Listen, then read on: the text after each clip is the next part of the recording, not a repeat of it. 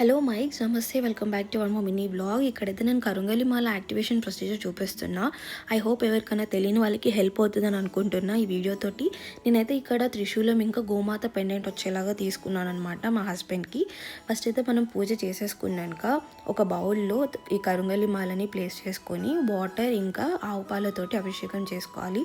దాని తర్వాత మళ్ళీ నార్మల్ వాటర్ తోటి క్లీన్గా కడిగేసుకొని ఒక ప్లెయిన్ నీట్ క్లాత్లో పెట్టేసి నీట్గా తుడుచుకోవాలి.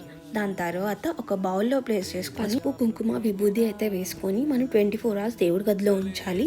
దేవుడి గదిలో ఉంచినాక మ్యాక్స్ ట్యూస్డే అయితే వేయించుకోవడానికి ట్రై చేయండి. ఇంట్లో ఎవరైతే పెద్దవాళ్ళు ఉంటారో వాళ్ళతో అయితే వేయించుకోండి.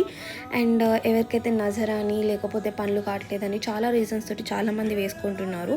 అండ్ ఇది వేసుకున్నప్పుడు మనం కొన్ని రూల్స్ కూడా పాటించాలి. అవి అయితే కావాలి అనుకుంటే మీరు ఒక కామెంట్ చేయండి, నేను రూల్స్ కూడా వీడియో చేస్తాను. ఇఫ్ వీడియో నచ్చితే please like share and subscribe. Bye. Love you, see you all.